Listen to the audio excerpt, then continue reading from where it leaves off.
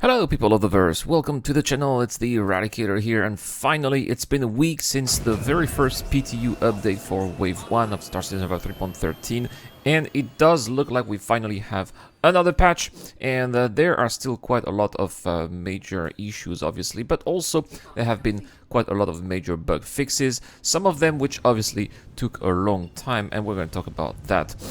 So here we go, let's get started here with some of the feature updates here, and it seems like they moved a cave that was near Lorville to be outside of the city green zone. I think that this is what took some time here, because obviously that must have been quite a mistake. Those caves sometimes do have FPS missions, but can you imagine you have an FPS mission, but you are inside the green zone and you cannot use your gun? I wonder if the NPCs were able to use their guns. I think they should, because when you are in a city, right, you get shot by the security. So that could have been very frustrating, obviously, right? They've also improved lighting for cave gameplay area. They also increased the ASUP terminal use time before it kicks the player off. And they have they've had a balance pass on the Rock DS, and they updated the Rock DS with a unique mining head that improved its mining tractor range and power. They also increased the cargo capacity of the Rock DS. Now, I still don't understand the usefulness of the Rock DS. Personally, maybe I need to try it. We'll see, right? Maybe when it gets available for sale, I guess I'll buy one and give it away in the following month, and maybe give a little review of it to see the comparison between that variant of the Rock and the original Rock. They've also had a ship-to-ship docking, ASOP and Parasite ship changes, and here they say that we've made a few temporary changes to how Parasite ships such as the P-52 and the P-72 are handled for insurance ASOP spawning, where ships are granted to the player because the ship is part of the ship's default loadout. The secondary attached ship should no longer be treated as a separate ship from the ASOP point of view. Because of this, they would no longer be spawnable via the ASOP unless you have bought it in-game or pledged for the smaller ships separately. Merlins and other loadout-based ships will always be claimed by claiming their parent ship, and is the only way to replenish them if destroyed. If a party member / friend or anyone is flying your docked Merlin and you make the claim for the colony, the previous instance of the Parasite ship your party member was flying will immediately be considered as a stolen vehicle. Doing this will give the pilot a crime stat for stealing the ship. Oh wow, okay. So I gotta have to be careful here. Only claim if you don't own the ship that was docked, then you're only going to have to claim your own ship. Do not claim your friend's ship, I suppose. I think I understand it right. If I understand it wrong, please let me know in the comments down below. Also, they updated the Cyclone AAMT missile to ignite immediately on launch, and they also greatly increased the health base of the Terrapin. Now, very interestingly, on the Terrapin, I've seen a lot of people escaping from prison with a Terrapin. It seems like the Terrapin is the go-to ship to break people out of prison, because it seems to be quite a big tanker. Plus, also, it has a side door that perfectly lands just out the outside of where people are escaping prison, so that means that it's much easier not to fall and then go back to prison. So I suppose that that is going to help people escape prison a little bit better, right? So yeah, if you want to get out of prison or help someone get out of prison, the Terrapin is a great ship for that. Now let's talk about the major bug fixes, and here F12 should now correctly toggle on and off the comms UI along with the chat. Yes, because I noticed that in the previous patch when I was pressing F12, I still had the comms UI but not the chat, so everything should be gone, hopefully. Players should no longer be able to cause low frame rates for all players on Hurston near the coastline. So if you were going to the coastlines, everybody on Hurston had low frame rates. That explained some things, I suppose. Players who have a lawful bounty mission should now correctly lose the lawful missions when becoming a criminal. The Star Runner fuel scoop should now function. Hallelujah, we definitely need that, because the Star Runner has pretty high fuel costs, and with the fuel scoop, this is going to help reduce the cost of, especially some missions are going to be a little bit more profitable with that particular function. Ships should no longer spawn in shaking, damaged, or in a destroyed state. Well, that is is also good because it's extremely frustrating when you spawn your ship and it's it's not even good enough to take off, right? So hopefully this is an old bug that will no longer make a return after this one.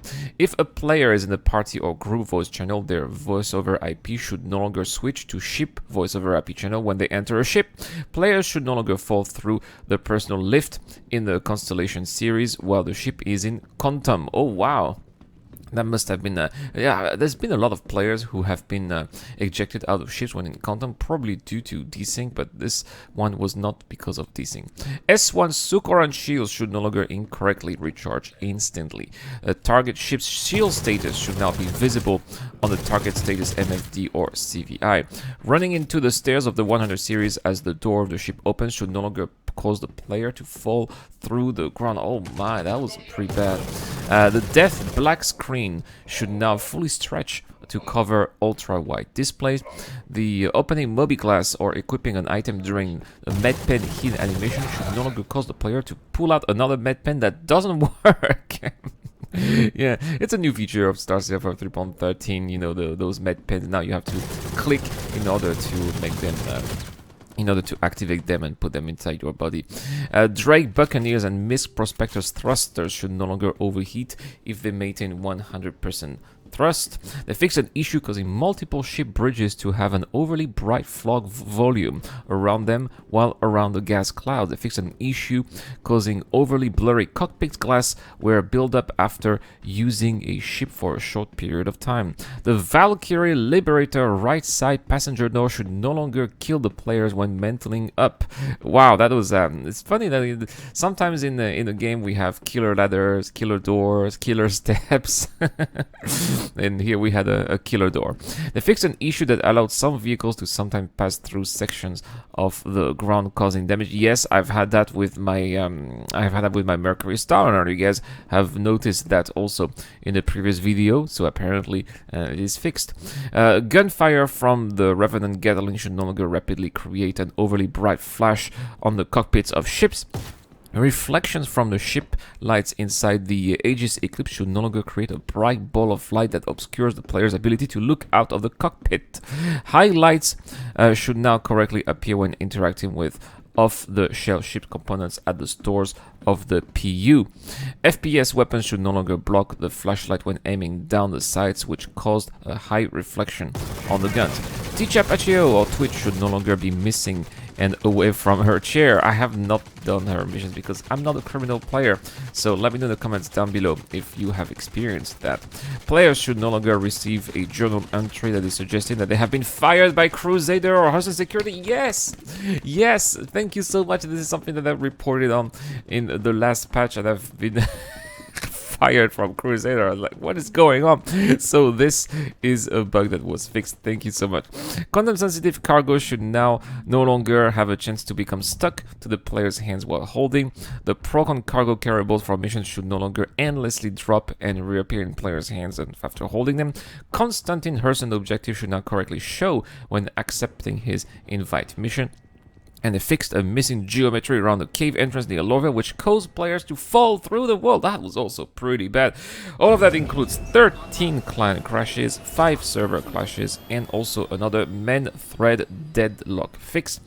There are still some known issues, unfortunately, that includes the customized loadouts that are reset to default when a ship's name is changed. The 100 series is missing its pitch, yaw, and roll. The Constellation ship elevators lose collision when a snub ship is undocked. The quantum-sensitive cargo can become stuck in the player's hand, but I thought that this was fixed. Very interesting. The bug is fixed, but it's still happening.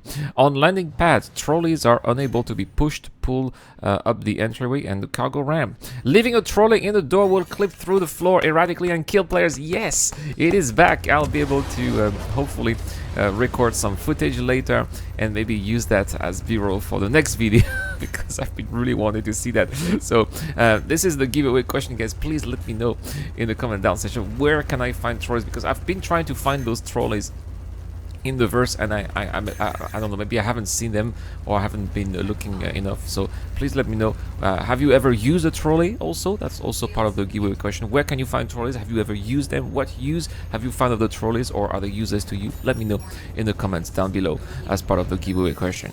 All right, docking with a ship, docking with a moving ship lags behind. All of these other bugs here are still from previous patches, so that's not really new here. And that's pretty much it for this 3.13.0J PTU patch. It is still in wave 1 as far as I know, but hopefully by this weekend, right, as we get closer and closer to the middle of April, you know, the patch gets delayed more and more. Hopefully we'll get a wave 2 and an open PTU. You know, maybe next week, right? We'll see. Anyway, that's all for this video, guys. Enjoy the PTU, and I'll see you guys next time. This is the Eradicator. I'll see you guys later. This video is brought to you by the people who support this channel on Patreon and via the join button as well. Supporters of the channel get access to lots of cool perks, such as access to my private Discord, your question answered in the show, you get to know when I'm going to play, and also you get to have a chance to influence the editorial line of the channel. Any help is appreciated, starts at just $1 a month. Thank you very much for watching. This is the Eradicator, and I'll see you guys later.